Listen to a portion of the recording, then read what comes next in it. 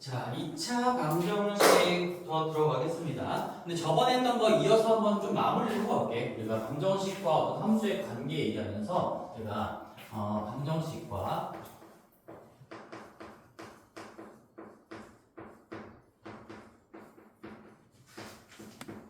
함수, 인투브를 좀 깔았었죠. 그래서 대표적으로 예시로 그냥 아주 쉬운 예시를 들어보면 그때 뭐 했었더라? 뭐 2x랑 마이너스 x 플러스인가?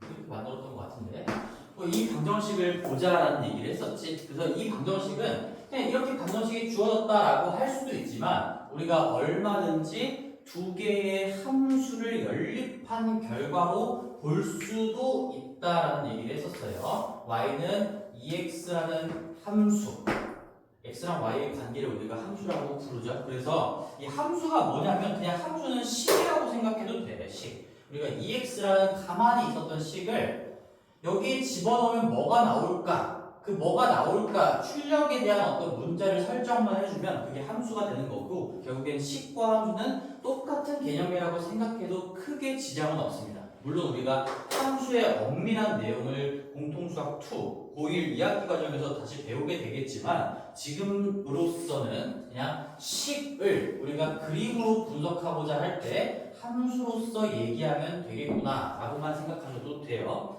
그 다음에 얘는 y는 마이너스 x 더하기 3이라는 또다시 이 1차 식을 함수로 바라보면서 우리 함수 y는 달아주고 함수로 생각하시면 되겠죠. 그래서 우리가 이렇게 두 개의 함수의 공통해를 구하는 과정에서 이 y를 소거해 주시면 이 방정식이 나온다라는 거. 그래서 이거를 구하시면 이 방정식이 나온다라는 거. 저번에 여기까지 좀 얘기를 했던 것 같아요. 그렇죠? 그래서 이 방정식과 함수의 관계를 설명해주는 문장이 하나 있지. 방정식과 함수의 관계를 설명해주는 문장이 뭐냐면 이 방정식을 풀었을 때 나오는 어떤 실근이라고 얘기해볼게. 저희가 방정식의 실수인 근을 실근이라고 불러요. 실근은 뭐랑 역할이 똑같냐면 이 두 함수를 연립한다는 것 자체가 그래프로 생각했을 때 두 함수의 교점을 구한다는 거야. 공통 x와 공통 y를 구한다는 얘기는 여기도 만족시키는 그리고 여기도 만족시키는 그 x, y 조합을 찾겠다라는 얘기인 거니까 교점을 구하는 건데 근데 그 교점을 구하는 과정에서 y가 소거된 형태가 이 방정식이기 때문에 정확하게 교점의 x좌표를 구하는 과정이랑 똑같다라고 볼 수가 있겠죠. 따라서 우리가 방정식의 실근은 이 좌변을 함수로 봤을 때 좌변에 있는 식을 함수로 봤을 때 그냥 좌변 함수라고 불러볼게요. 좌변 함수와 우변 함수의 뭐랑 똑같다? 교점을 구하는 과정에서 y가 소거된 상태이기 때문에 교점의 x 좌표를 구하는 과정과 똑같다라는 얘기예요. 그리고 교점이라는 것 눈에 보이니까 그거에 대응하는 근도 실수로 표현되는 근이겠죠. 우리가 허수로 표현되는 근도 이제는 다룰 수 있겠지만 허수는 수직선상에 즉 좌표에다가 찍을 수 없는 수를 얘기하기 때문에 이 눈에 보이는 만약에 교점이 있다면 그 방정식의 실근도 나온다는 얘기인 거고 거꾸로 방정식의 실근이 나온다면 함수끼리의 관계로 봤을 때 교점도 눈에 보이게 있다 이런 얘기구나. 그래서 그림으로 한번 그려볼게요. 그리고 여기 2x라는 거랑 마이너스 x 더하기 3 다들 1차 함수 정도는 그릴 줄 안다라는 전제하에 우리 함수가 뭐냐? 함수는 어디 가서 너희들이 함수가 뭐냐라는 질문을 만약에 들었다면 뭐라고 대답해야 돼요? 함수는 딱 두 글자로 그냥 관계예요. 관계. 내가 가만히 있는 식에다가 뭔가를 집어넣어 볼 건데 집어넣는 것과 나오는 것 이 두 개의 값의 관계를 함수라고 부르는 것이고요. 그 입력과 출력을 대표적인 문자로 x, y로 설정해서 표현을 하는 것 뿐인 거지. 그래서 이 y는 2x라는 건 내가 집어넣은 거를 두 배에서 만들어주는 이런 시스템이 녹아들어가 있는 그런 함수인 거야. 그러면 그런 관계를 만족시키는 점들을 다 모아놨을 때 이 함수의 그래프가 될 거고요. 여기가 x축이고 여기가 y축이라고 한다면 뭐 대표적인 점들 1 넣었을 때 2 되고 2 넣었을 때 4 되고 이런 점들 그 사이사이의 모든 것들을 다 찍어보시면 이제 그림이 이렇게 되겠죠. 뭐 이렇게 y는 ex라는 함수, 1차 함수, 직선의 그림이 나오게 될 거고 그 다음에 마이너스 x 더하기 3도 마찬가지야. 집어넣으면 부호를 바꾼 다음에 3을 더하면서 뱉어내겠다라는 거니까 그런 관계를 만족시키는 x, y 조합을 점으로 표현했을 때 그 점들을 다 모아놓으면 너희들은 이렇게 그림이 그려진다라는 거 파악할 수가 있을 겁니다. 기울기가 마이너스 1이고 y절편이 3이다 뭐 이런 용어들도 배우기도 했고요. 그래서 자 다시 한번 확인을 해보자. 우리가 이 함수와 이 함수를 연립하면서 y를 소거하고 남게 되는 방정식이 얘인 건데 그러면 이 두 개의 함수의 교점의 x 좌표를 구하는 과정이 결국에는 저 방정식의 실근을 구하는 과정이랑 똑같아.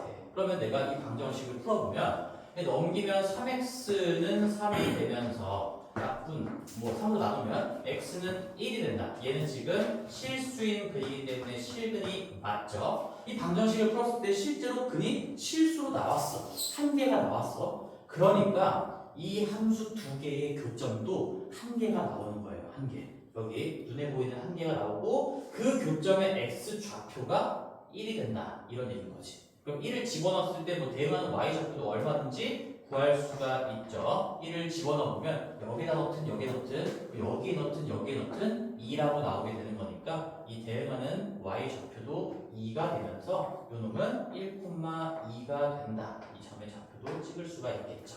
그래서 중요한 얘기 여기 이 실근값 요 값이랑 우리가 교점의 x좌표랑 똑같은 역할이다. 그게 방정식과 함수의 관계인 거예요. 그러면 내가 이제 하나를 더 해보면 우리가 방금 뭐 EX는 마이너스 x 더하기 3을 자 이제는 여기서부터 함수 쪽으로 끌고 가본다면 얘를 좌변에 있는 식을 함수로 보고 우리가 마음속에서 그냥 y는 달아준다라고 생각해도 괜찮아. 그러면 함수로 바라볼 수가 있고요. 얘도 y는 붙여주면 함수로 바라볼 수가 있는 거니까 지금과 같은 그림이 나왔을 거잖아. 다시 한 번만 여기 그려볼게요. 여기에 이렇게 축이 이렇게 두 개가 있어요. x축, y축이 있는데 천천히 할게.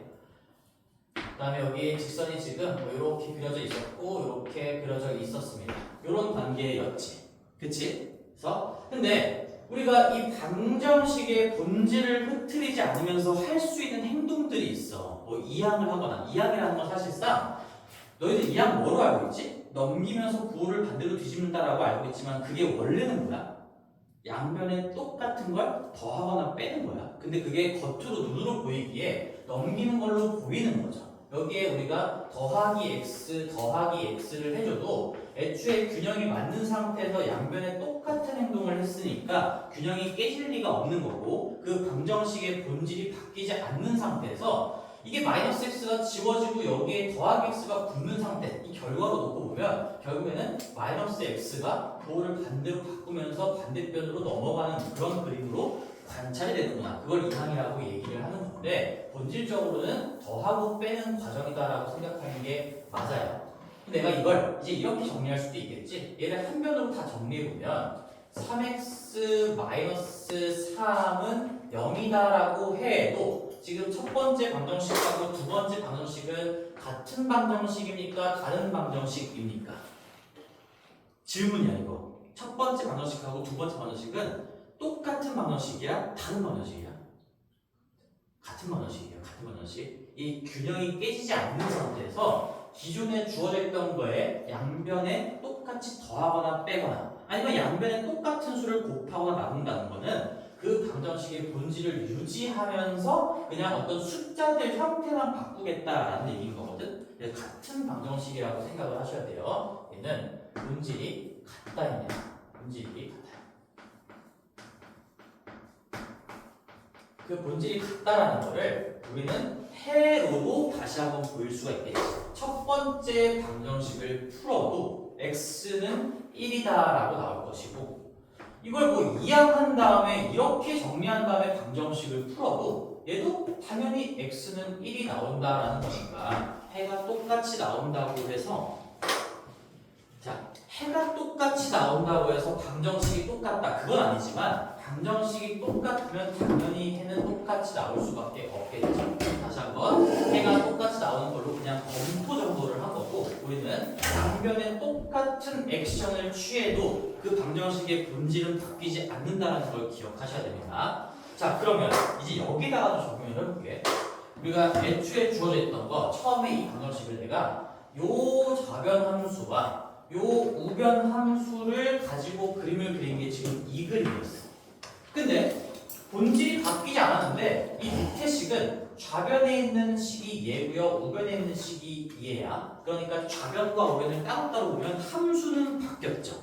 그럼에도 불구하고 방정식이 안 바뀌었기 때문에 이 실근, 근이 나오는 거, 근이 바뀌지 않았고요. 그러면 교점의 x좌표도 절대로 바뀌지 않는다.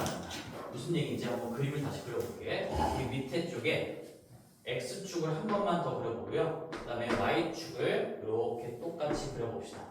이번에는 얘는 아까 내가 y는 2x라는 좌변함수, 그 다음에 얘는 y는 마이너스 x 더하기 3이라는 우변 함수를 그렸고요. 여기 교점이 지금 얼마나 나왔다? 1이 나왔다는 걸 확인을 했어. 근데 내가 이 방정식의 본질을 바꾸지 않고 얘를 그냥 넘겨서 왼쪽을 이렇게, 오른쪽을 이렇게 만들어 놨어.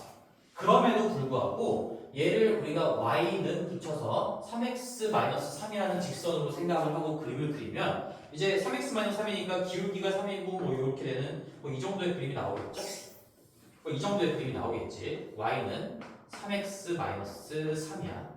그 다음에 우변에 있는 0이라는 거는 우리 이것도 알고 있는 거여야 합니다. y는 0이라고 생각하면 이건 x축이라는 직선을 의미해요. 높이가 0인 점들을 다 모아놓은 직선이다. 이걸 우리가 뭐 특수한 직선이라고 부르기도 했었죠. y는 0, x는 0 이런 것들. 그래서 여기는 지금 그대로 이렇게 x축 색깔을 좀 입히고 싶으나 이렇게 그냥 덧칠만 해볼게요. 이렇게 두 개. 얘가 지금 y는 0이다라는 함수인 거지. 그러면 이놈과 이놈의 교점의 x 좌표도 절대로 바뀌면 안 되니까 구해보시면 당연히 1이 나올 거다라는 얘기인 거야.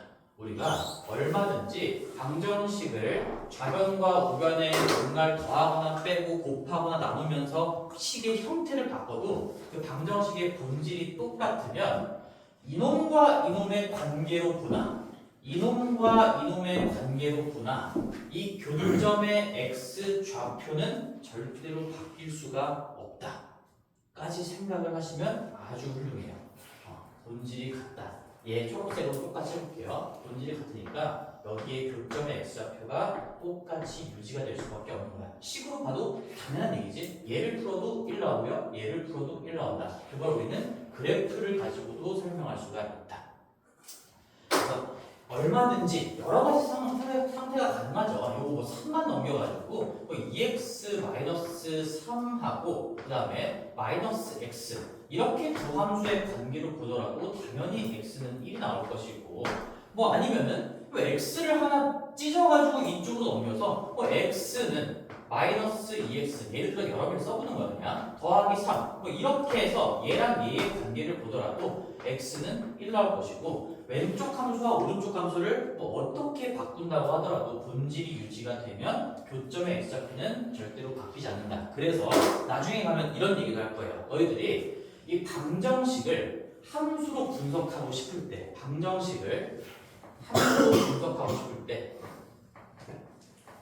방정식을 너희들이 어떤 함수로 즉 그림으로 분석하고 싶을 때 그래프로 분석하고 싶을 때 얼마든지 어떻게 분석하는 게 가장 좋을까라고 한다면 이 왼쪽도 그리기 쉽게 오른쪽도 그리기 쉽게 분석하는 게 좋다는 얘기인 거지. 얼마든지 넘기면서 바꿀 수가 있다는 얘기니까 그래서 우리가 일반적으로 2차 방정식 어떤 방정식을 다룰 때 이렇게 정리가 안 돼 있으면 한 변으로 다 넘겨서 능력을 만듭시다 라고 하면서 공부를 해왔잖아. 그 이유가 그래프에서 얘기해도 마찬가지야. 우리가 한쪽으로 다 넘겨서 능력을 만들면 이 0이라는 건 그냥 이미 그려져 있는 x축이기 때문에 항상 왼쪽에 정리되어 있는 뭔가의 함수가 x축과의 관계로 볼 수가 있다는 얘기인 것이. 그렇게도 얘기를 할 수가 있어요. 그래서 이렇게 분석할 때는 요거까지만 써볼게요. 우리가 좌변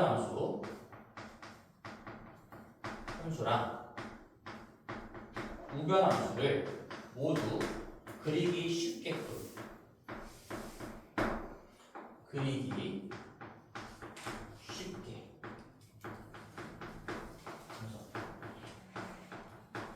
그렇다고 항상 능력으로 하라 이런 건 아니야. 뒤에 가면 이제 뭐 조금 더 특수한 경우도 보게 될 거라서 무조건 능력으로 하는 게 제일 간단한가? 그건 문제 상황에 따라 다르니까 이렇게 기억하는 게 맞습니다. 좌변의 함수와 우변의 함수 둘 다 우리 실력 하에 그려볼 수 있게끔 정리하시고 그걸 가지고 방정식이나 함수의 관계를 분석하는 게 맞다. 라는 얘기죠. 그리고 쉽게 분석한다. 굉장히 중요한 얘기했어요. 지금 당장 너희들의 시험에 뭐 직결된다라고 볼 수는 없지만 어쨌든 전반적인 흐름을 이해하기 위해서는 꼭 알고 계셔야 된다라는 거고.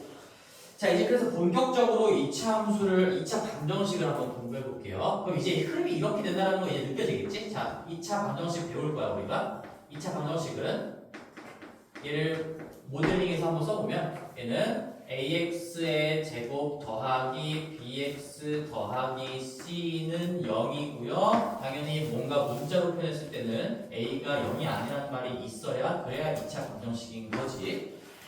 자, 그래서 여기까지만 적어놓고 이제 얘기를 해줄게. 너희들이 공부의 흐름이 어떻게 되나? 우리는 그냥 이 2차 방정식을 이 식으로 다루는 연습을 할 거야. 뭐 인수분해해가지고 해를 구하는 거, 뭐 근해 공식, 분부와 계수와 관계 등등등등을 그림에 대한 얘기를 전혀 하지 않고 이 방정식을 방정식만 가지고 분석하는 걸 배울 거고, 그 다음에 이제 뒤에서 그럼 이제는 이 왼쪽에 있는 식을 함수로 생각을 해보자. 그럼 얘가 2차식이니까 그대로 2차 함수가 되는 거고, 이 오른쪽에 있는 0은 x축이 되는 거겠죠? 그럼 어떤 2차 방정식, 능력꼴로 정리된 2차 방정식, 뭐 그게 아니더라도 왼쪽 오른쪽에 다 식이 있다고 하더라도 최고차가 2차면 2차 함수와 어떤 또 다른 함수의 관계로 그래프적으로 분석할 수도 있지 않냐? 그러면서 흐름이 이어지는 거예요.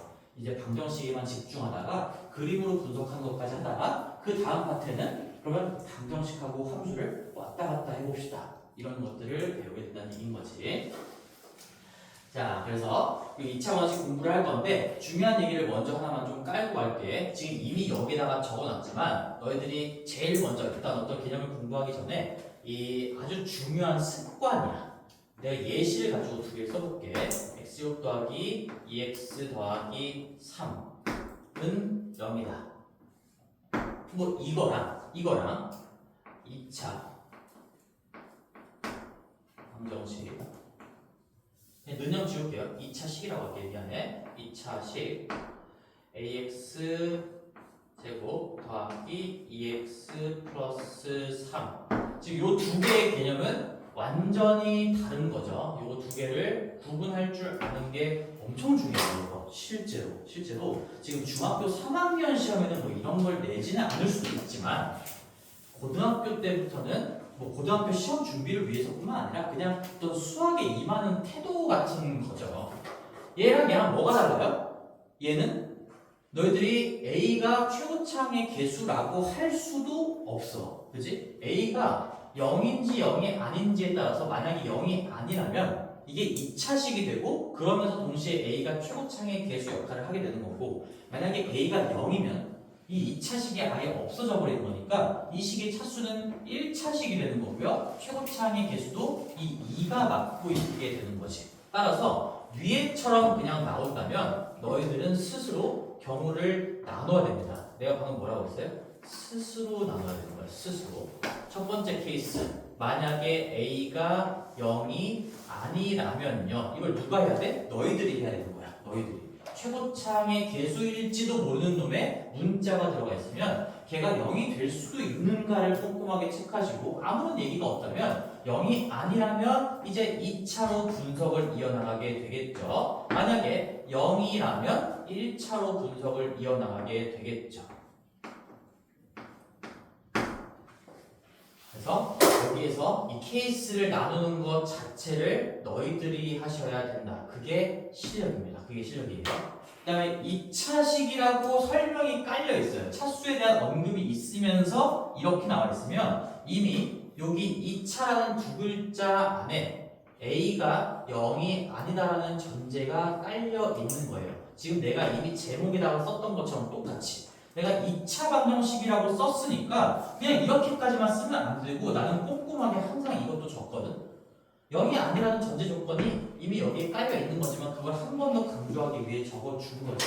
만약에 이 말이 없다 하더라도 이렇게 다 적혀 있으면 2차 방정식이구나 하면 되는 거고, 만약에 이 말이 없는데 얘도 없으면 이건 2차 방정식이라고 얘기할 수가 없어요. 심지어 1차라고 얘기할 수도 없어. B마저도 0일 수도 있는 거니까. 그렇죠?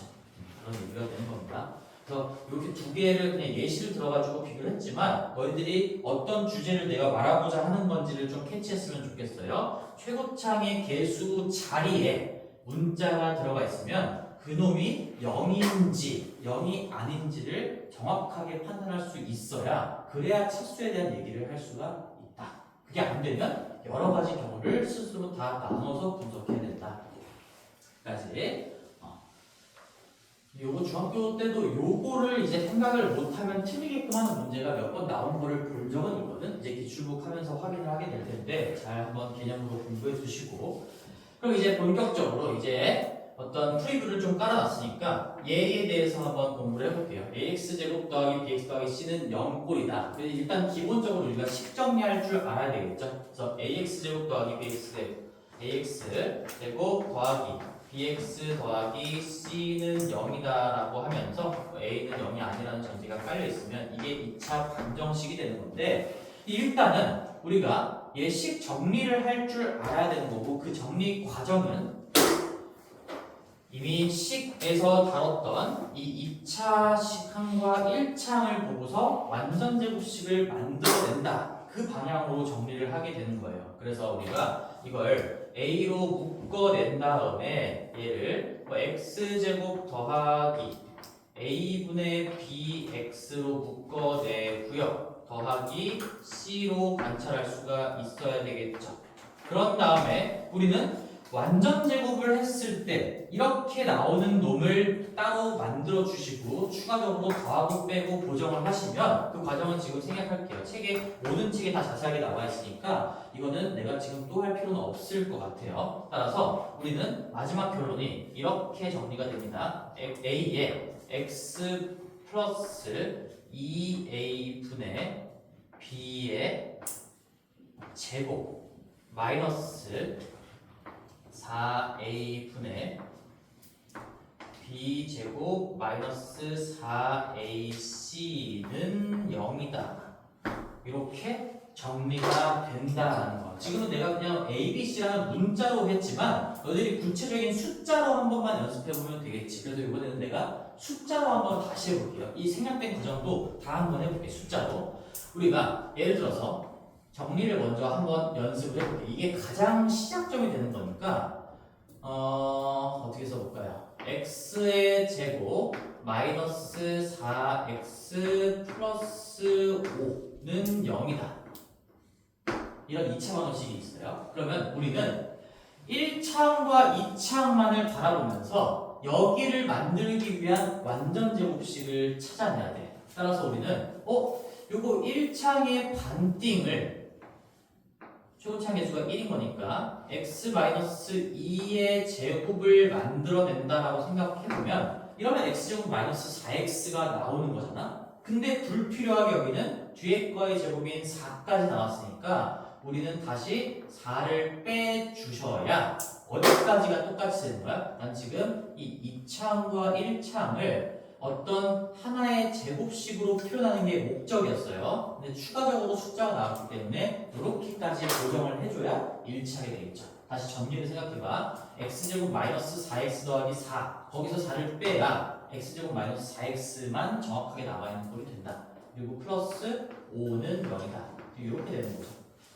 따라서 우리 여기까지만 정리하면 이제 여러 가지 근해 공식 방향으로 나아갈 수도 있고, 아니면 여기서 이제 해결이 될 수도 있어요. 우리가 여기서 정리해보자. 이제 그러면 나는 이 목적이 이런 거지. x-2의 제곱을 단독으로 남겨놓으면 그럼 나머지는 다 숫자만 남아있기 때문에 이제 한쪽으로 정리해볼게요. 이 마이너스 1이니까 넘기면은 1이 되면서 우리 여기에서 x 값을 구할 수가 있는 거야. 어떻게 하면 돼?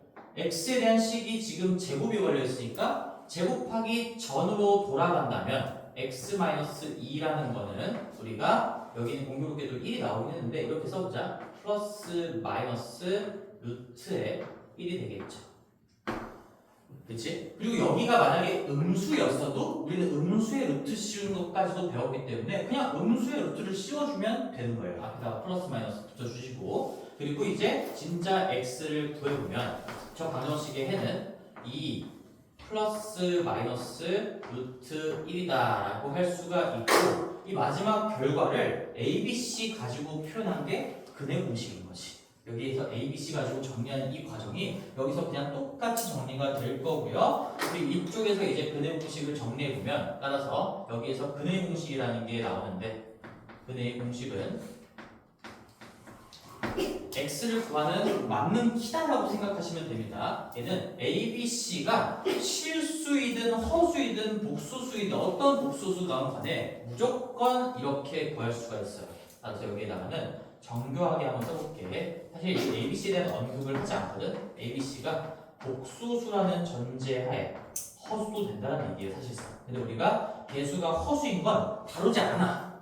그렇지만 공부할 때는 조금 더 꼼꼼하게 해봅시다. 왜 개수가 허수인 걸 안 다루냐라고 한다면 지금 내가 뭐 한다고 했지? 방정식하고 그 다음에 함수로 넘어간다고 했죠? 근데 이 ABC 자리에 허수가 들어가 있으면 그런 점들을 찍을 수가 없어요. 좌표 평면에 그림을 그릴 수가 없다는 얘기야.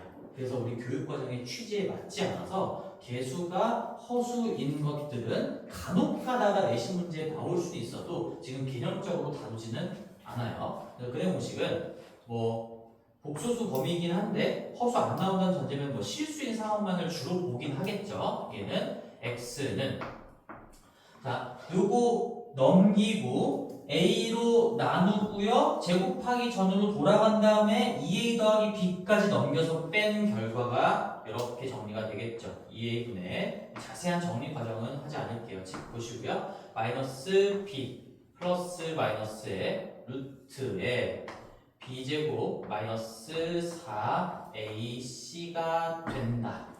그래서 다들 중학교 때도 우리 어차피 이거 이미 공부 2번이나 했으니까 이 정도 공식은 알고 계셔야 됩니다. 당연히.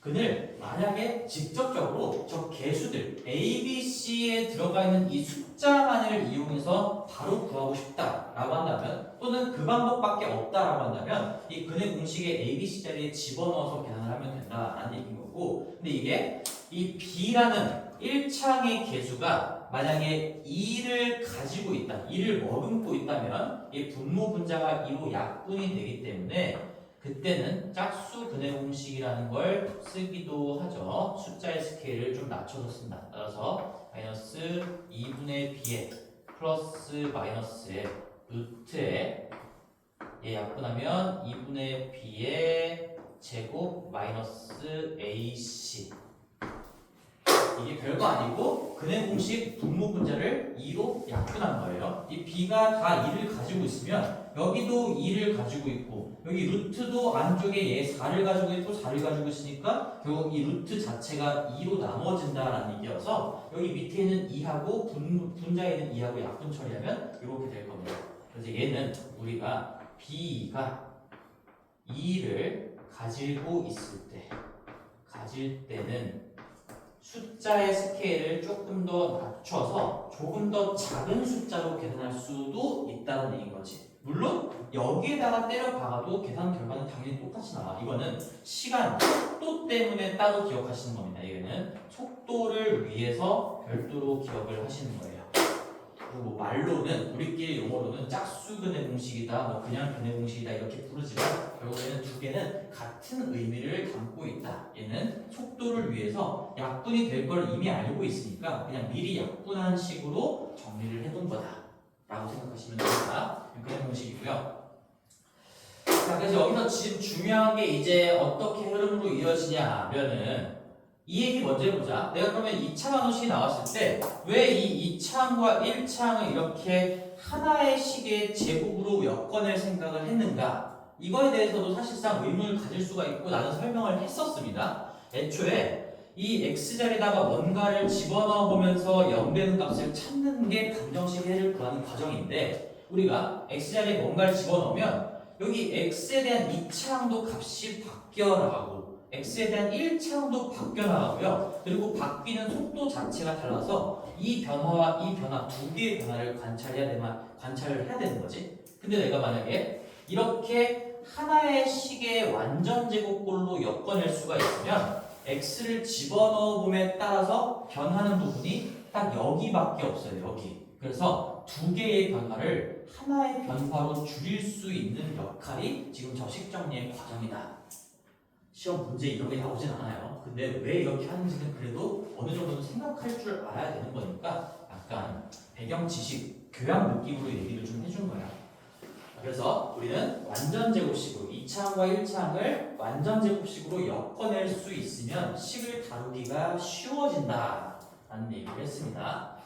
그래서 근해 공식까지 정리를 했고 이 두 개는 그냥 암기해 줄 수밖에 없겠죠. 여기다가 한번 정리해 볼게. 그래서 방정식이 이렇게 나왔으면 우리 마음속에 ABC야. 항상 ABC는 내가 처음에 모델링한 표현인 거니까 얘는 어떻게 나와도 맨 앞에 거부터 순서대로 ABC라고 생각하셔야 돼. 여기서 A가 지금 1인 상황인 거고 B가 마이너스 4인 상황인 거고 C가 지금 5인 상황인 거잖아. 그럼 내가 이렇게 정리하는 과정 없이 바로 근해 공식에 그냥 때려박고 싶다.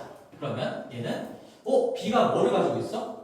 2를 가지고 있잖아요. 2를 머금고 있다라고 표현할게. 그러면 x는 짝수 근해 공식, 요 2를 가지고 있을 때 쓰는 근해 공식을 써버리면 되겠죠. 그래서 최고차항 계수 a 그냥 1이네요. 1분의 b의 반띵 마이너스 2 플러스 마이너스 루트에 b의 반띵 마이너스 반띵의 부호반대로 바꾼 거 마이너스 2분의 b 이게 2가 되겠고 그거에 요 놈의 항상 제곱이 여기 시작점에 들어갈 겁니다. 루트 안쪽에 제곱 그럼 4 마이너스 ac인 거니까 맞지? 나 아까 잘못했나? 이거 아까 마이너스였네. 미안해. 이걸 잘못 썼네. 여기 마이너스 1이다. 여기가 지금 1이니까 넘기면 마이너스 1인 거죠? 그래서 여기에 지금 4 마이너스 AC 1 곱하기 5 하시면 4 빼기 5가 되면서 얘도 결국에는 1분에는 안 써도 되는 거고 2 플러스 마이너스의 루트에 마이너스 1이 된다. 그래서 우리가 배웠던 i로 쓰셔도 되는 거죠. 2 더하기 i랑 2 마이너스 i 이렇게 두 개가 나온다는 얘기인 거지. 그래서 이렇게 정리하나 당연히 똑같은 결과로 도달할 수밖에 없고 이제 시험 문제에서는 너희들이 지금 완전 제곱식을 뽑아내서 넘기고요 제곱하기 전으로 돌아간 다음에 나머지 상수항까지 넘겨서 마무리하는 이 과정을 물어보기도 해요. 종종 물어봐요. 그래서 근해 공식이 어떤 과정으로 펼쳐진 건지도 연습을 하셔야 됩니다. ABC 가지고 연습해도 좋고요. 구체적인 숫자로 나와 있는 2차 방식 하나 놓고 지금 내가 써준 예시 가지고 이렇게 연습해도 좋고요. 이렇게 보통 주로 어떻게 나오냐면 여기서 여기로 넘어가는 과정에서 어딘가에다가 빵꾸를 뚫어놓고 거기에 들어갈 숫자가 뭐냐. 여기서 여기로 넘어가는 과정에서 어떤 변화가 있었던 거냐. 여기서 여기로 넘어가는 과정에서 뭔 짓을 한 거냐. 그리고 마지막 마무리하는 과정에서 또 뭔 짓을 한 거냐. 이런 식으로 단계별로 물어보기도 합니다. 그러니까 한마디로 이 한 줄 한 줄 넘어가는 과정을 다 너희들이 손으로 쓸 줄 알아야 됩니다. 그냥 근해 공식 외우고 끝 이러면 안 돼요. 자, 그래서 근해 공식까지 한번 공부를 해봤고 그 다음에 우리가 중요하게 볼 게 이제 여기 근에 대한 관찰인 거예요. 이게 이제 중학교 내용과 고등학교 내용의 차이가 벌어질 건데 우리는 이 루트 안쪽에 b제곱 마이너스 4ac 여기가 어떤 x의 수의 종류를 결정하는 아주 중요한 부분이 된다라고 해서 x의 근의 종류, x값의 종류를 판단하는 부분이라고 해서 판별식이라고 부르는 거죠. 그래서 판별식에 대한 내용을 하나의 흐름으로 한번 정리해 볼게. 이 근해 공식 또는 짝수 근해 공식에서 안쪽에 있는 것도 짝수 판별식이라고 그러니까 얘나 얘를 얘기하는 겁니다. 그래서 우리가 판별식 한번 써볼게. 판별식은 우리 앞글자 디스크리미네이션의 앞글자 따서 D라고 쓰거나 아니면 얘 짝수 판별식을 4분의 D라고 써요. 왜 4분의 D라고 쓸까? 말 그대로 b제곱 마이너스 4ac를 4로 나눈 게 얘인 거니까 이거 4로 나누면 4분의 b의 제곱 마이너스 ac가 되는 거니까요. 얘를 d라고 이름을 붙였으면 얘는 4분의 d라고 이름을 붙인다. 요걸 얘기하는 거죠. 그래서 얘는 어떤 의미를 갖고 있냐? 근의 종류와 그리고 개수까지 얘기해 볼게요. 이제는 개수를 판별하는 부분이다. 판별하게끔 도와주는 부분이다. 근의 종류와 개수를 판별하게끔 우리가 판단할 수 있는 부분이다라는 거죠. 그럼 판별식이 이제 이렇게 되는 거죠. D 또는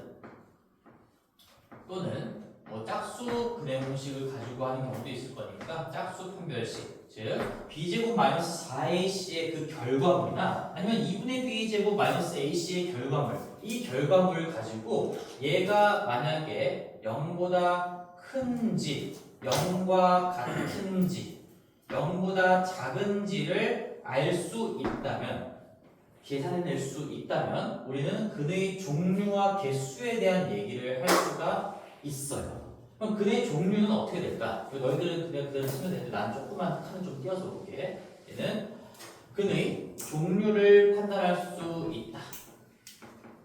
저 2차 반원식의 근의 종류가 어떻게 나올까? 만약에 여기 안쪽이 0보다 큰 값이 들어간다면 뭐 2a분의 마이너스 b는 똑같이 나오는데 한 번은 플러스 루트 3, 예를 들면 그런 거죠. 한 번은 마이너스 루트 3, 이렇게 한 번은 플러스 양수, 한 번은 빼기 양수가 붙는 거니까 두 개의 값은 실수이면서, 지금 A, B, C가 다 실수라는 전제하에, 이거 그냥 실수라고 생각합시다. 실수라는 전제하에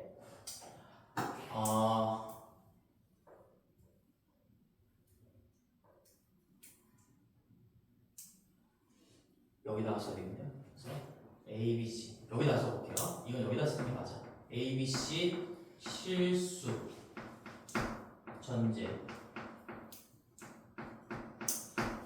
A, B, C를 실수로 전제한 상황에서 우리가 어차피 다룰 거는 실수 개수만 들어갈 거니까 실수 전제한 상황에서 판별식을 적용해 보면, 자 여기 2a도 실수가 되는 거고 마이너스 b도 실수가 되는 거고 여기도 양수가 루트 안쪽에 들어가 있으니까 실수예요. 그럼 실수끼리의 덧셈 뺄셈 나눗셈으로 만들어지니까 실수가 두 개 나오는 거죠. 따라서 얘는 서로 다른 것도 확실한 거고요. 실수인 것도 확실하기 때문에 우리 서로 다른 두 실수를 근으로 갖는다. 그래서 우리 두 실근이라는 표현을 하죠.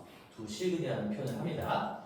그 다음에 만약에 여기가 0이 된다면, 이 루트 안쪽이 0이 된다면, 판별식이나 짝수 판별식이 0이 된다면 우리가 2a분의 마이너스 b에다가 한 번은 더하기 0을 하고 한 번은 빼기 0을 하는데 0을 더하나 빼나 똑같기 때문에 그 두 개의 근이 같은 값으로 밝혀지게 되겠죠. 그래서 얘는 서로 같은, 그리고 실수인 것도 맞으니까요, 두 실근이라고 이런 풀 센텐스로 불러요. 서로 같은 두 실근이다 이렇게 부릅니다.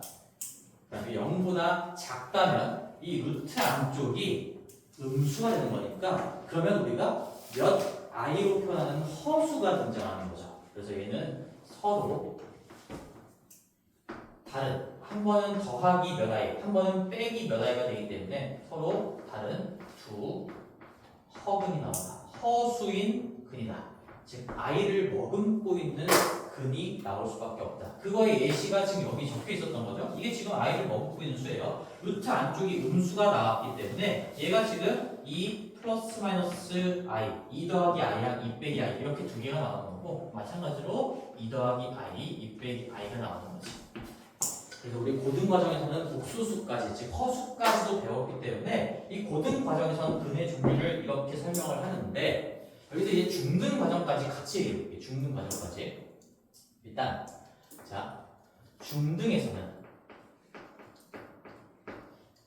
너희들이 보게 될 시험까지 대비를 해야 되니까 중등에서는 어떻다라는 거를 뭐 별도로 외운다기보다는 그냥 이 생각만 갖고 있으면 절대 흔들릴 일이 없어. 이 중등에서는 너희들이 허수를 모른다고 생각하고 실수 체계 하에서만 다루는 거야. 실수가 너희가 알고 있는 수의 전부다라고 생각하고 가르치는 게 중등 파트야.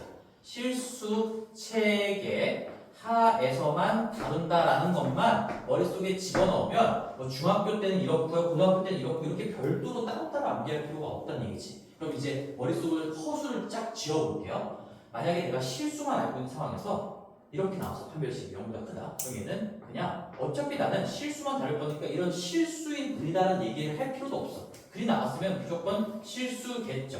그래서 서로 다른 두 근이라고만 합니다. 두 근. 어차피 실수인 거, 실수만 다룰 거니까. 그 다음에 얘는 서로 같은 두 근이라고 해요. 서로 같은 두 근이라고 합니다. 중학교 버전으로 얘기하면 모든 교과서나 교재는 이렇게 나와 있겠고 그 다음에 마지막은 근이 없다라고 하죠. 왜? 뭐만 기억하는데 중등은 실수 체계만 알고 있다라는 가정하에 공부를 하는 파트이기 때문에 이런 허수인 근 안 다룬다고. 너희들이 모르는 세상으로 돌아가야만 한다고요. 그래서 근이 없다라고 하는 거고 이제 중등 시험 준비하면서 이 3주 남기고 다시 한 번 더 강조를 할 거야. 시험에 나오면 이걸로 풀어야 되는 거고 고등 범위를 공부할 때는 당연히 이걸로 가셔야 되는 거고 여기만 좀 차이가 발생하게 되겠죠. 그리고 우리는 얘는 두 글자로 줄여서 중근이라고 부르고요. 중근이라고 부르고요. 얘도 마찬가지로 중근이라고 불러요. 똑같아. 얘는. 그래서 서로 같은 두 실근 또는 중학교 범위에서 서로 같은 두 근이라고 하면 중근을 얘기하는 거구나. 중복된 근이다라는 얘기입니다. 근데 엄밀하게 또 표현해 주려면 이게 중복된 근인데 정확하게 두 개가 중복되어 있는 거잖아. 두 개가.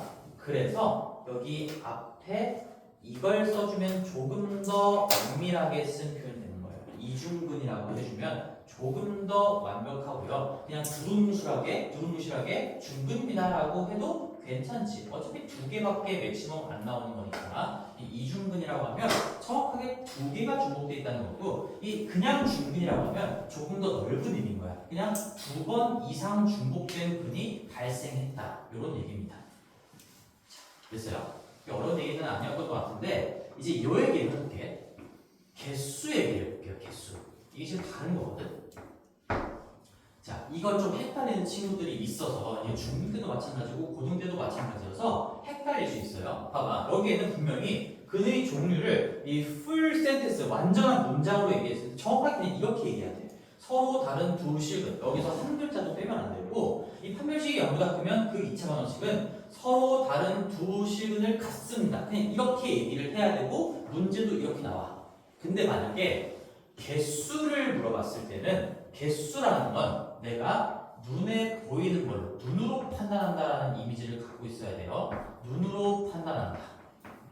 이게 무슨 말이냐면 우리가 경우의 수 문제에 잠깐만 복기를 좀 해볼게. 너희들이 첫 번째 케이스에서 2도 되고요, 3도 되고요. 지울 거야, 진짜 안 해도 돼. 두 번째 케이스에서 3도 나왔고, 5도 나왔고, 7도 나왔습니다. 그러면 우리가 몇 가지입니까? 라고 얘기할 때 이 3은 똑같은 것 때 두 번 세졌으니까 이거 중복 제거하면서 하나, 둘, 셋, 네 개가 답이다. 이걸 놓쳐가지고 틀린 기억도 꽤나 많죠. 그치? 그래서 개수라는 건 정확하게 내가 눈으로 봤을 때 서로 다르게 보이는 게 몇 개인가에 대한 질문인 거야. 그러면 서로 다른 두 실근, 서로 다른 두 근, 얘는 개수를 몇 개라고 해야 돼? 두 개라고 해야 돼. 두 개. 맞지? 두 개라고 해야 돼. 근데 서로 같은 두 실근, 여기 이것 때문에 헷갈려. 여기 두라고 했으니까 그럼 개수도 두 개란 얘기야? 한 개란 얘기야? 이게 몇 개란 얘기야? 한 개란 얘기예요. 한 개란 얘기. 서로 같은 두 실근이다. 어떤 근의 종류에 대한 멘트에는 두라는 말이 들어가 있긴 하지만 개수는 이게 두 개가 같은 값으로 겹쳐 있기 때문에 내 눈으로 보기에 하나로 보여요. 그리고 우리 이 눈으로 판단하는 건 어디로 이어질 수 있을까?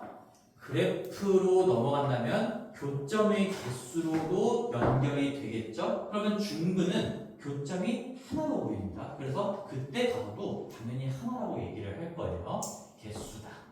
한 개다. 그 다음에 얘는 맨 밑에 거는 얘는 서로 다른 두 허근. 뭐 고등학교 때는 서로 다른 두 허근 두 개죠. 그 다음에 중학교 때는 없다가 되는 거겠죠. 연계가 되겠죠. 그래서 너희들은 지금 중학교 시험을 대비하는 입장에서 임박했다면 이제 여기만 조금 조심하면 되겠지. 중등 버전으로 근이 없으니까 개수도 당연히 연계라고 목표가 될 것이고 이런 것들을 헷갈리지 않게끔만 정리해두면 돼. 이 근의 종류와 개수는 좀 다른 얘기야. 얘는 어떤 근을 문장으로 설명하는 표현인 거고 얘는 몇 개냐 서로 다른 값이 몇 개냐 그 개수에만 치중을 하자 라는 얘기지. 여기까지 정리가 좀 됐으면 좋겠네. 자, 오케이. 그래서 우리 판별식까지 한번 해봤고 이 책에 있는 내용들 잠깐만 책도 한 번만 같이 곁들여서 볼게요. 페이지 몇 페이지로 가냐면 이창수 부분에 알차 방정식 부분에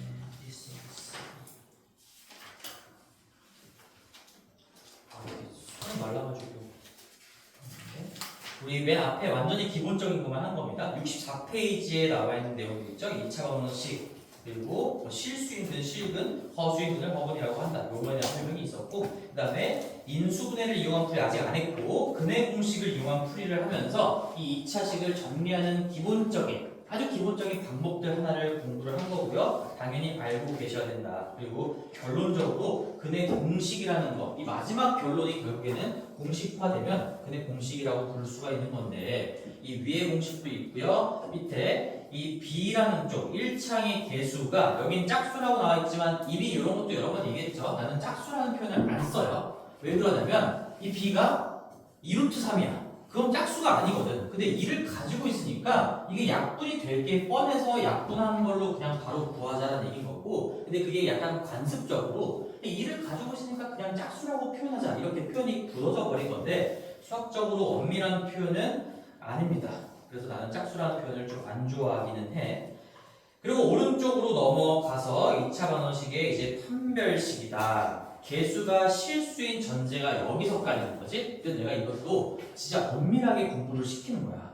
고등학교 시험 가면 이런 문제도 나와. 이 근의 공식은 개수가 어떨 때 쓸 수 있습니까? 이런 것도 문제가 나와요.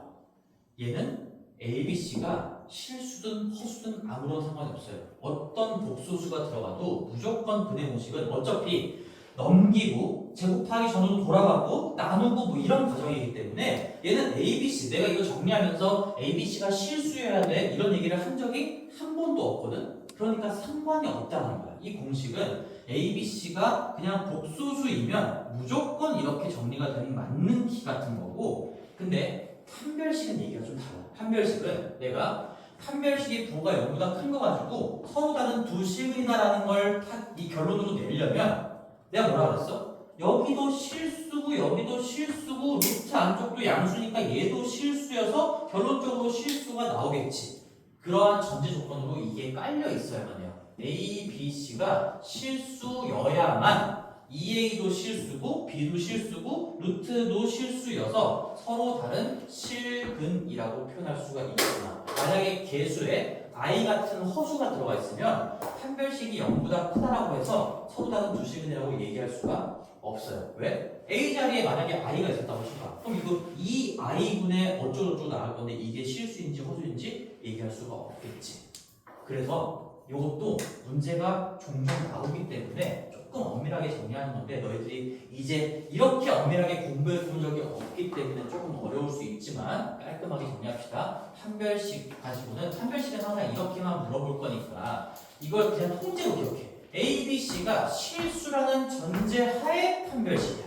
이렇게 기억하시는 게 맞아요. LBC가 개수들이 전부 다 실수가 깔려있다는 전제하에 판별식 가지고 얻을 수 있는 결론이 이런 내용들인 거고, 그의 공식은 그냥 맞는키예요. 맞는키. 얘는 맞는키다. 2차 방정식의 해를 구하는 거에 대해서 맞는키입니다. 무조건 ABC 자리에 주어진 개수를 그게 뭐가 됐건 간에 때려 박아 놓으면 무조건 X값이 나오게 된다. 맞는키. 그래서 키워드로 정리했어요. 맞는키고요. 얘는 전제하의 판별식이다. 이렇게 기억하시는 게 맞아요. 그래서 책에도 정확하게 나와 있죠. 65페이지 맨 위쪽에 개수가 실수일. 이걸 굳이 왜 언급했을까? 우리는 수의 체계가 확대됐기 때문에 이제 허수가 나오는 상황도 염두해둘 수밖에 없단 말이야. 근데 허수가 들어가면 판별식 가지고 얻을 수 있는 정보가 이게 아니야. 그러면 별로 의미 있는 정보를 얻어낼 수가 없기 때문에 우리가 문제가 나온다면 개수가 실수인 상황만 가지고 판별식에 대한 정보를 물어보게 될 것이고, 통째로 기억하셔야 돼. 개수가 실수인 상황에서의 판별식이다. 그러면 0보다 크면 서로 다른 두 시근을 갖는다. 0과 같으면 중근, 또 다른 말로 서로 같은 두 시근을 갖는다. 그 다음에 판별식이 0보다 작으면 서로 다른 두 허근을 갖는다. 그래서 근의 개수를 물어보거나 표현한다면 2개, 1개, 2개라고 얘기해야 되는 거고, 중학교 버전으로 얘기하면 여기가 없다로 표현되니까 개수도 2, 1, 빵으로 표현이 돼야 된다. 요거. 그죠? 여기 중학교 내용. 중등 내용이니까요. 그렇습니다. 그래서 여기만 좀 차이가 있는 거죠. 중학교 내용에서는 요 2개 부분만 차이가 있고요. 이렇게 같이 기억하시면 어떤 시험을 준비하건 간에 완벽하게 정리할 수가 있겠죠. 자, 그 다음 내용으로 이제 근과 계수와의 관계까지 하고 잠깐 쉬었다 할게요. 우리 근과 계수와의 관계 너무 중요하죠. 너무 중요합니다. 너희들은 쭉 이어서 적으시면 되고, 나는 여기다가 적을게. 이건 너무 중요한 얘기니까 여긴 지우지 말아야겠다요. 자, 그래서 우리 근과 계수와의 관계를 한번 얘기를 해볼 건데, ax 제곱 더하기 bx 더하기 c. 그거 하기 전에 우리 그냥 식정리하는 거 말고, 얘가 만약에 인수분해가 된다면, 우리 인수분해에 대한 얘기도 한 번만 하고 갑시다. 얘가 만약에 인수분해가 된다면, 우리가 인수분해가 되든 안 되든 무조건적으로 정리할 수 있는 방법이 얘였고요. 만약에 인수분해가 가능하다면 당연히 인수분해를 가지고 분석을 해야 되겠죠. 인수분해로 끌고 간다. 이 얘기도 이미 앞쪽에서 여러 번 했습니다. 왜 인수분해는 0꼴의 식을 얻어낼 수 있으면 우리가 간편하게 분석할 수 있는지. 예를 들어서 x의 제곱 마이너스 5x 플러스 6은 0이다. 이런 식을 봤을 때 너희들이 근의 공식이나 아니면 이거 2개를 가지고 완전 제곱식 만든 다음에 넘기고 뭐 이런 짓을 할 필요 자체가 없다는 얘기인 거지. 얘는 우리가 인수분해가 되는 2차식이 깔려 있고요. 한 면을 0으로 정리했을 때 x-3 이렇게 정리가 되는 거니까, 예를 들어서 볼게요. 인수분해가 가능하다면 인수분해를 해서 인수분해 된 꼴은 0으로 정리했을 때 우리 여기서 유의미한 정보를 얻을 수가 있어요. 여기가 0이거나 또는 이쪽이 0이다라는 유의미한 결론을 얻을 수가 있으므로 이 2차 방정식의 해는 x는 2도 되고요. 3도 됩니다. 그래서 이렇게 2개의 해가 다 바로 드러나게 되는 거죠. 얘를 는 0이 되게끔, 즉 등호를 성립시키게끔 할 수 있는 x값의 정체는 2도 되는 거고요. 3도 된다. 이 상태에서는 보이지 않았지만 인수분해를 해놓고 나면 잘 눈에 드러나게 된다. 그리고 여기에 책에 나와 있는 또 인수분해를 이용한 방법, 그것들도 너희들이 쉽게 받아들일 수가 있겠죠. 여기까지 하고 이제 정리에 대한 내용을 마치고, 그럼 우리는 이 제곱식을 뽑아낸 다음에 정리하는 방법이 있고, 인수분해가 된다면 인수분해로 딱 끌고 갈 수도 있어야 된다. 그 다음에 근과 계수와의 관계, 근과 계수와의 관계. 얘는 뭐 미리 얘기하겠지만 이 방정식에서도 중요하고 함수 쪽에서 함수와 엮어서도 중요하고요. 그냥 계속 중요합니다. 계속.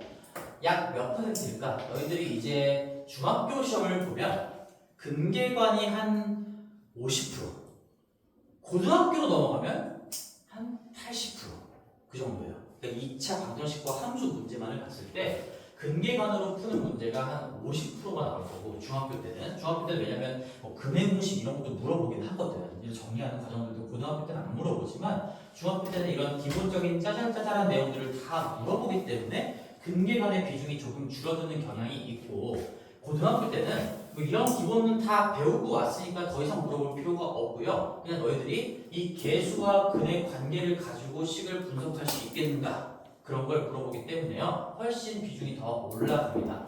한마디로 중학교 때건 고등학교 때건 압도적인 비중으로 너무 중요해요. 얘는 그래서 시작은 이런 거지. ax 제곱 더하기 bx 더하기 c는 0이라는 2차 방정식이 있어요. 얘는 지금 a는 0이 아니라는 전제하에 깔고 갈 건데 이 2차 방정식의 뭐 두 근을 물론 두 개가 같을 수도 있지만 두 근을 알파랑 베타라고 표현합시다. 우리 개수를 문자로 표현할 때는 A, B, C 영어 알파벳을 쓰고 주로 그 다음에 근을 만약에 어떤 솔루션을 문자로 표현할 때는 로마자 알파, 베타, 감마, 델타 이런 것들을 씁니다. 그래서 알파, 베타라는 거는 우리 이미 다뤄보기도 했었으니까 알파, 베타, 감마, 델타라고 읽고 쓰는 것도 될 줄 알아야 되겠죠? 그러면 이 근과 계수와의 출발점은 무조건 인수정리예요. 얘는 by 인수정리라고 붙여볼게요. 인수정리. 자, 무슨 말이냐? 우리 얘가 이 2차 방정식이 알파랑 베타를 근으로 갖는다는 얘기가 어떤 얘기랑 똑같은 거냐면 여기 x자리에 알파 넣었을 때 빵 된다. 베타 넣었을 때도 빵 된다는 얘기인 거지. 그럼 이미 배웠어. 우리 인수정리에서 중학교 때도 배웠고 고등학교 앞부분에서도 배웠어요. 이 2차식이 x 빼기 알파라는 폭탄을 인수로 가지고 있어야 된다라는 걸 배웠죠. 그래서 얘는 다시 한번 다른 표현으로 써보면 알파랑 베타를 이용해서 써보면 이렇게 된다는 얘기지. x-베타도 폭탄으로 가지고 있어야 돼. 근데 최고차항의 개수는 우리가 어떻게 건드릴 수 있는 부분이 아니기 때문에 얘는 주어진 걸로 그대로 쓰셔야 되는 거고 그 가지고 있는 인수가 이렇게 두 개가 있다는 거를 이 두 근이 알파, 베타다라는 걸로부터 얻어낼 수가 있다고요. 그럼 얘를 이제 다시 전개를 해보면 A에 여기 안쪽에 이렇게 쓰여지는 거죠. x의 제곱 마이너스에 알파 더하기 베타만큼의 x 더하기 알파 베타 최고차항 개수는 그냥 앞에 빼둔 상태로 정리를 한 거지. 그래서 우리가 결론적으로 지금 여기 A가 이 A고요. 뭐 이 B가 가지고 있는 게 A 곱하기 A인 거고 눈에 잘 안 띌 것 같으니까 A도 한번 써볼까? 너희는 그대로 필기하면 돼. 난 밑에다 다시 적을게. 여기 밑에다가 다시 적을게. 얘는 이렇게 쓸 수가 있겠지. A의 X의 제곱에 이거 다 전개까지 해보면 마이너스 A 알파 베타 A의 알파 더하기 베타의 X 그 다음에 더하기 A의 알파 베타 알파까지 다 풀어지면 이렇게 나올 거란 얘기인 거지. 그래서 우리가 이런 결론을 얻을 수가 있어요. 지금 요 A가 요 A인 거고 요 B의 역할을 지금 다른 표현으로 바꿨을 때 지금 요만큼 마이너스 A의 알파 더하기 베타 이게 지금 B의 역할을 하고 있는 거고 이 C 자리에 지금 A 알파 베타가 들어온 건데 그럼 우리가 이 계수끼리 엮어서 두 근에 관련된 정보를 뽑아낼 수가 있다라는 거야. 그럼 계수를 비교해보면 결국에 최고차항의 계수에다가 1차항의 계수를 분자로 얹어주면 이 AA 최고차항 계수는 날아가면서 알파 더하기 베타만 튀어나오게 되는 거고요. 그걸 다시 한번 정리해볼게. 이 A분의 두 근의 합 먼저 써볼게요. 알파 더하기 베타 우리가 두 근의 합은 사실상 근해 공식이나 그런 것들을 가지고 가지 않더라도 A분의 B의 부호 반대로 바꾼 결과로 얻어낼 수가 있다. 최고 차항의 개수에 그 다음 차항의 개수에다가 부호를 반대로 바꾸면 얘분의 얘의 부호 반대로 바꾸면 알파 더하기 베타가 쏙 튀어나온다. 그런 얘기예요. 그 다음에 최고 차항의 개수분의 상수항, 최고 차항의 개수분의 다음 차항의 개수를 분자에다가 올려주면 즉 얘는 알파 베타를 얻을 수 있는 정보가 된다는 얘기인 거죠. A분의 C로서 구할 수가 있다. 그런 얘기입니다. 자, 그리고 이제 만약에 우리가 알파랑 베타가 실근일 때 한마디만 하나만 더 기억을 해보면 알파랑 베타가 실근이라면 이제 두 근의 차라는 얘기도 할 수가 있어요. 우리 알파 마이너스 베타 뭐가 더 큰지 모르니까 절대값을 붙이면 이게 두 실수값의 차이를 의미하게 되는 거거든. 절대값 알파 마이너스 베타. 그러면 얘는 어떻게 계산이 될 거냐? 이제 설명을 해줄 건데 일단 적어볼게요. 절대값 A 분의 루트에 b제곱 마이너스 4ac가 되겠죠. b제곱 마이너스 4ac 이렇게 구할 수가 있다는 얘기야. 왜 이렇게 되는지 한번 얘기해 볼게. 사실상 얘도 별도로 너희들이 이제 공식으로 기억해야 돼. 반드시 기억해야 돼. 근데 얘를 유도하는 과정은 그냥 요거 두 개를 엮어서 간다라고 생각하시면 좋아요. 내가 왼쪽에다가 한번 써볼게. 우리 요것도 이미 다뤄봤어. 합, 곱, 뺄셈. 이거 곱셈 공식의 변형에서 나오는 거죠. 우리가 알파 마이너스 베타의 제곱은 이것도 한번 더 적어보실 분들은 적어보세요. 얘는 알파 더하기 베타랑 알파 베타 가지고 만들어낼 수가 있어요. 이렇게. 그치? 알파 제곱 마이너스 2알파 베타 더하기 베타 제곱이니까 더하기 2알파 베타에 4개를 빼주면 플러스 2가 마이너스 2로 바뀐다. 알파 제곱 베타 제곱은 똑같이 나올 거고. 이게 변형 공식에서 배웠던 공식인데 이 알파 더하기 베타가 얘가 마이너스 a분의 b래. 얘가 마이너스 a분의 b로 쓸 수가 있대요. 근과 계수와의 관계에 의해서. 그 다음에 알파 베타가 a분의 c래요. 그럼 얘 마이너스 4배의 a분의 c가 되겠죠. 그래서 이거를 다 제곱하고 정리한 다음에 얘 알파 마이너스 베타의 제곱이 얘니까 제곱하기 전 단계로 돌아가서 우리가 양수로 바꿔주면 그게 음수라면은 이제 차이가 안 되는 거니까 양수로 바꿔주면 절대값이 이 분모에 붙으면서 절대값 a분의 루트 b제곱 마이너스 4ac가 나와요. 지금 이거 해보시면 됩니다. a제곱으로 통분하고서 지워주면 제곱을 지워주시면 절대값 a분의 b제곱 마이너스 4ac가 나오는 거고 내가 여기다가 이 화살표를 왜 썼냐? 이 공식을 외우는 것도 중요한데 이 공식이 곱셈 공식의 변형으로 유도됐다라는 것도 알고 있어야 돼요. 그래서 여기다가 한 번 더 써볼게. 곱셈 공식의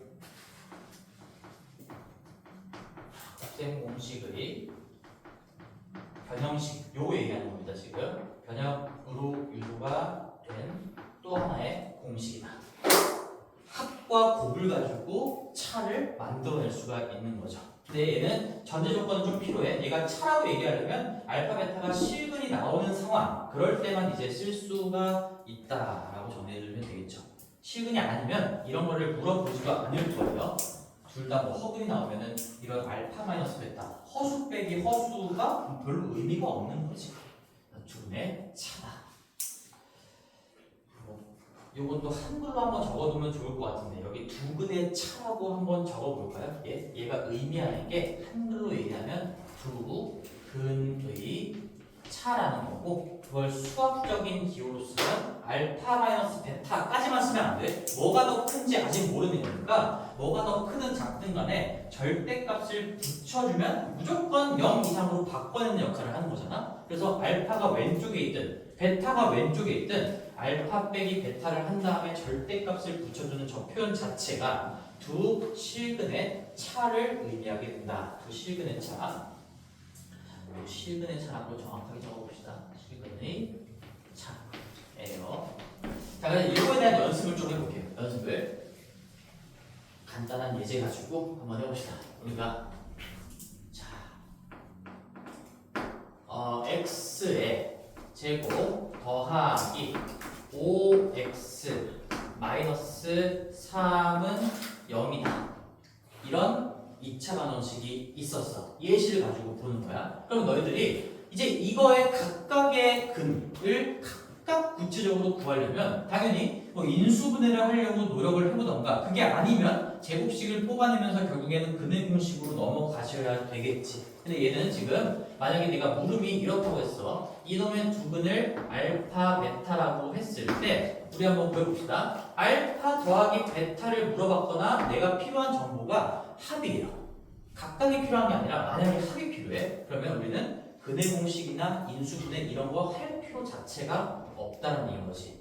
얘는 무조건 최고차항 계수의 다음 차항 계수 부호 반대로 바꿔준 겁니다. 따라서 마이너스의 1분의 a분의 b가 되면서 우리는 마이너스 5 각각이 얼마인지 몰라도 합이 마이너스 5라는 건 바로 뽑아낼 수가 있겠구나. 또다시 곱을 물어봤어요. 이번에 곱을 물어봤거나 아니면 내가 필요한 정보가 곱이야.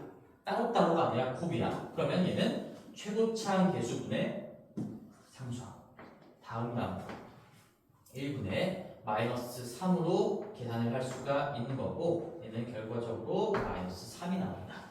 이렇게 되겠죠. 자, 그리고 이제 얘가 두 근이 종류가 뭔지 한번 판단해 볼게요. 판별식을 써봤을 때 b제곱 마이너스, 웬만하면 수업 시간에 이런 기본기들은 좀 익히려고 노력해보자. b제곱 마이너스 4x를 해보면 25에 빼기 4배의 1 곱하기 마이너스 3이니까 이게 플러스 12가 됩니다. 마이너스 4 곱하기 1 곱하기 빼기 3. 그럼 플러스 12가 되면서 얘가 양수다라는 거 확인할 수 있죠. 개수가 지금 전부 다 실수인 상황에서 판별식이 0보다 크다. 개수 실수 전차의 판별식이 0보다 크다. 얘는 따라서 근의 종류가 서로 다른 두 실근이에요.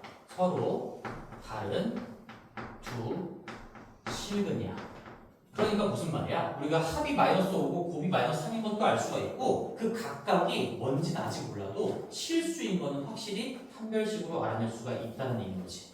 그러면 이제 차에 대한 얘기도 할 수가 있어요. 알파 마이너스 베타 뭐가 더 큰지는 모르겠으나 두 실수 값의 그 벌어진 격차, 그 차이라는 거는 절대값 a분의, 즉 1의 절대값 1분의 루트에 b제곱 마이너스 4ac로 구할 수 있다. b가 5니까 25 빼기 4 곱하기 1 곱하기 마이너스 3 하면 얘가 b의 제곱 마이너스 4ac가 플러스 12가 되면서 결국에는 이놈은 루트 37이 된다.